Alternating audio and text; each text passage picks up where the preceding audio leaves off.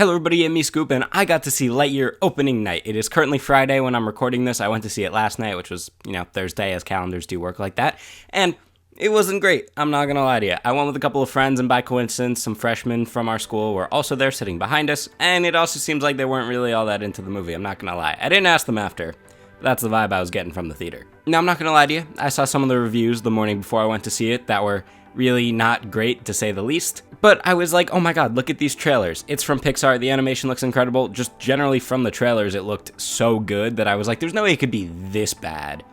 And it's not. Those reviews were a little overblown, all those 1 stars and whatever were a little excessive. But yeah, this movie's not great. It's really not. Now, you already know how this works. It's a bite-sized review. We're going to keep it spoiler-free until the very end, where this time I'm going to talk about some spoiler points that I just have to bring up, and I really have no interest in revisiting this movie for a full Scoop reviews video on it, so we're putting the spoilers in here. Let's go. So, the general setup of the movie is that Buzz Lightyear is, of course, a space ranger, and he and his crew, team, his ship, whatever, end up stranded on this hostile world, and they have to figure out how to escape, and Buzz kind of, as a space ranger, takes it upon himself to, lead the mission to get them off the planet. Now, the movie does open with this, little text thing that says, in 1995, Andy went to see a movie with Buzz Lightyear, and that got him excited for the toy. This is that movie.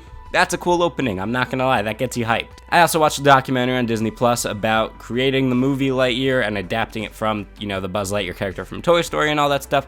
And that documentary was 10 times more interesting than the movie, I gotta be honest with you. It was a great documentary about a not very good movie.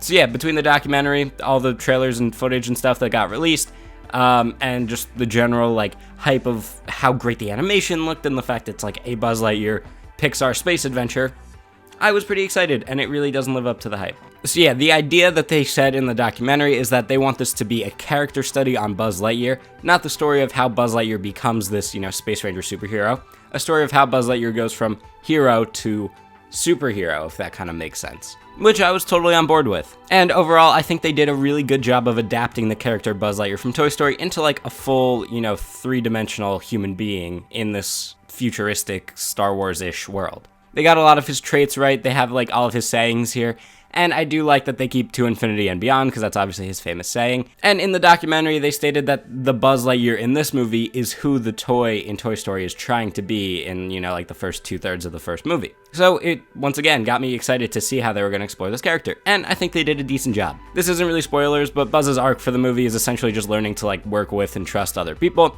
And it's fine. It's definitely not a Pixar level main character story arc, but it's not too bad. Overall, I just think the writing here was a little ham-fisted and it wasn't very subtle with what it was trying to do. It was very over the top and in your face. Buzz needs to accept the help from other people and he can't do everything himself. So while his actual character arc was sort of fumbled a little bit, especially by Pixar standards, the character himself was still pretty fun and enjoyable to watch, even if I wasn't super attached to him by the end of the movie. Buzz also had a somewhat interesting relationship to Zurg in this movie, but that's, more spoiler territory, so I'm going to talk about that later, because I actually do have a lot to say on it. The other characters in this movie completely blow. These are some of the worst side characters I've literally ever seen. Buzz does have this pet robot sidekick animal, Socks, who's, in all the marketing. That character is 10 times better than Buzz, actually. He's by far the best part of this entire movie. He's really funny. He's actually, really cute. He has some of the best emotional beats of the movie from this freaking robot cat thing. He has this running joke where whenever he's doing computer stuff, his head spins and he just goes beep boop, beep boop, beep boop. Socks, how long were we gone? Meow, meow, meow, meow, meow. 62 years. And literally every time he did that, I know it sounds stupid, but it was really funny. My entire theater was, laughing really hard. Every other character was cracking jokes and dead silence every time, so that was pretty awkward. So yeah, the main trio of side characters besides Socks is Buzz's team. His best friend's granddaughter, who I forget her name, the grandmother is Alicia, so I'm just gonna call the daughter Felicia. I literally can't remember her name and I don't really care. She's fine, she's kind of proving herself to be a space ranger, but the problem is she's afraid of space. So that makes literally no sense to me.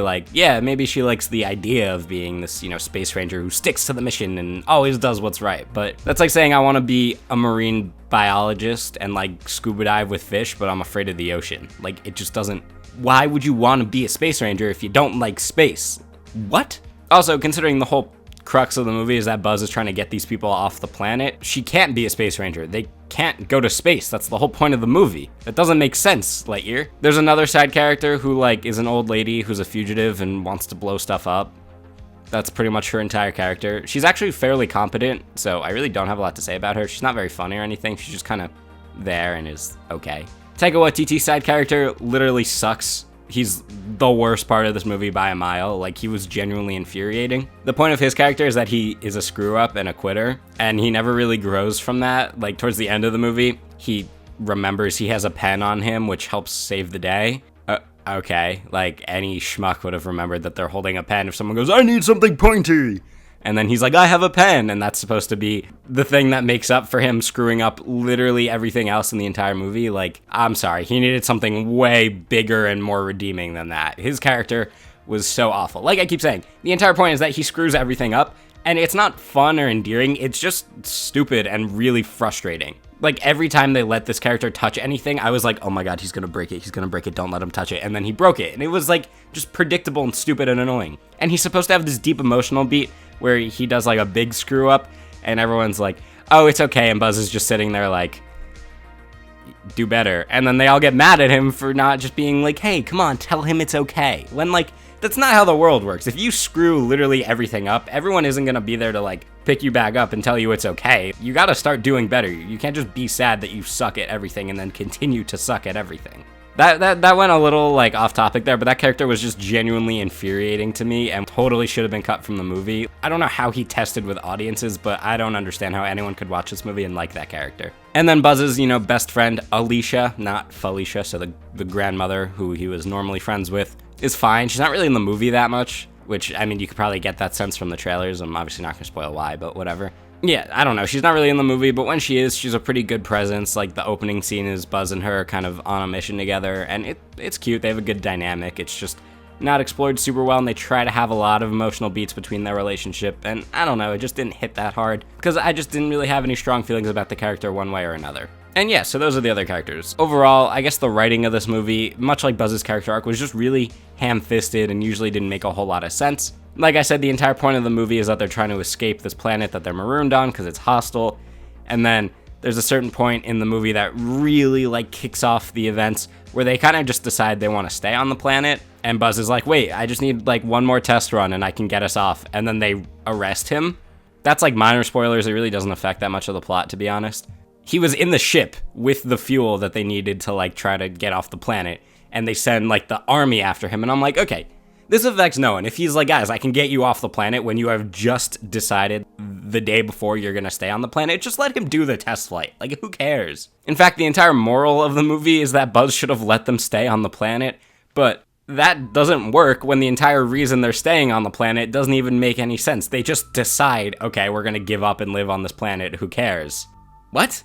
If Buzz wants to try to get you off the planet, just keep letting him get you off the planet. I don't understand. Usually the point of a Pixar movie, not so much recently, but a lot of their older films and a few of the newer ones like Soul, have been that it's really an adult movie with a lot of like deep and meaningful themes that kids can also follow along and enjoy pretty easily. Lightyear is just kind of a frustrating kids space movie where most of the plot really doesn't make that much sense, the lessons and the morals don't really add up to all that much, and it doesn't really matter. Also, this movie has 3 post-credit scenes. I don't know why. I stayed for the first one. It was really, really stupid and pointless. My friends all just said, okay, no, and we left. Everyone left the theater after the first one. And I literally said, I made like a mini announcement because the theater was basically empty. It was just my friends, the other freshman kids, and like another family. I was like, guys, by the way, there's 2 more post-credit scenes.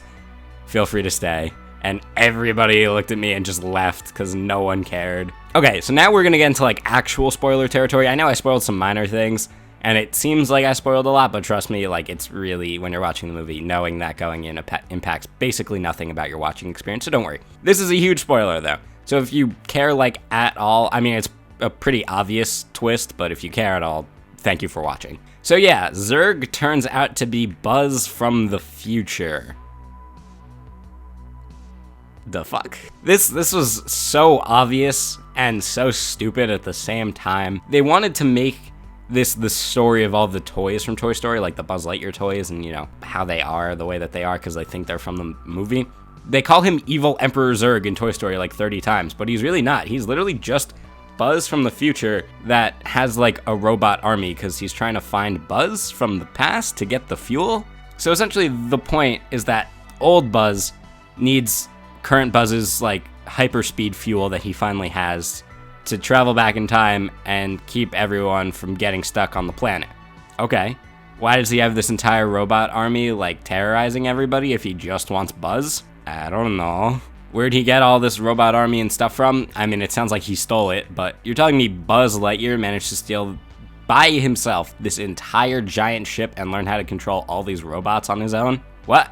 Also, this is just a pet peeve of mine, but this movie does it so aggressively. If there are two alternate versions of yourself in a disagreement, why does it immediately devolve to fighting? If it's another version of yourself, surely one or the other is gonna come to the same conclusion. You know what I mean? Like, eventually one of them is gonna prove to the other that they're right, if they are the same person. So essentially the conflict is that old Buzz wants to stop them all from getting stuck on the planet. Okay, totally fair. New Buzz is like, wait, these people have lives, we can't just erase it. And old Buzz is like, wait, but they wouldn't know that if we just changed the past on our own anyway. Current Buzz is like, oh, I can't let you do that. And then they fight immediately, and current Buzz just blows up old Buzz. It's not a very interesting conflict. That's pretty boring, in fact. I thought it was boring. The villain was stupid. I don't understand why they couldn't have just sat down, discussed why they thought the way that they thought. Specifically, the current Buzz should have taught the old Buzz what he'd learned during the movie, because it was essentially his test of, like, old Buzz, in referring to it this way, is almost like a double entendre, because it's sort of the Buzz from the start of the movie who hasn't learned this lesson about these people are all living their lives on this planet while he's just focused on trying to escape. And he's also, you know, the future version of Buzz who is literally older. And then current Buzz who has learned this lesson and is, you know, the current age that he's supposed to be. It doesn't really matter. But you'd imagine current Buzz would be able to, like, show and explain that these people have lives and that you can't just erase it and, like, you actually become friends with them, blah, blah, blah, blah, to old Buzz, and old Buzz probably would have learned to understand that. I mean, it would have been very hard for him to accept because he wasted his whole life at this point, basically. But he is still Buzz Lightyear. Like, he would understand that this is how to do the right thing. Like, I would have thought it would have been much better for them to reveal that Zurg is old Buzz pretty much immediately to the audience, have a couple of scenes at least where you could see how Buzz is sort of learning and changing as the movie goes on and, you know, growing to be a better hero. But instead, they have one argument. There's pretty much like a 20-ish minute fight, and then current Buzz blows up old Buzz, and they just decide to live on the planet forever. It's a really dumb ending.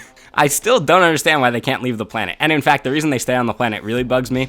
The whole point they wanted to get off is because it's super hostile, but they build this big laser dome, and they're like, okay, we can just hide in the laser dome and be safe. But I'm sorry, if you have to live in a laser dome, you don't want to at least keep trying, like, on the side, maybe have a little team that Buzz works with? Because I don't even think old Buzz is that wrong. Like, yeah, it's kind of screwed up that he wants to erase this entire timeline where people have, like, you know, children and grandchildren that they never would have had if they hadn't been on that planet. But at the same time, what life are they living if they're stuck in this little dome on a planet all by themselves when people can travel through the stars, like, instantly? Doesn't make any sense. Also, is there no black box in the ship or something? Like, you're telling me you have all this future technology and there's no way to contact a rescue team to come and pick you up? Are you serious? So yeah, overall, this movie is just incredibly messy. It's significantly below Pixar standards, except for the animation, I gotta add. Like, as I keep saying, this animation, truly stellar. If you have any interest in seeing this movie, I would recommend seeing it in a theater and then kind of forgetting about it. Like, because it's this crazy space adventure with Pixar level animation, it does definitely benefit from being seen with the surround sound on the silver screen, you know, all that type of stuff. If you have no interest, maybe check it out when it comes to Disney Plus. Otherwise, you could probably skip it. It's pretty disposable. So yeah, guys, it kind of sucks to say because I was pretty excited for this movie, but it really doesn't work very well. It's kind of childish and nonsensical, and I really just can't give it that high of a score. Some of the reviews you're seeing online are a little overblown if you ask me, but yeah, this movie's not great. So I'm gonna go ahead and give it a 4 out of 10. I will probably not be watching this again, at least not anytime soon. Keep it crispy.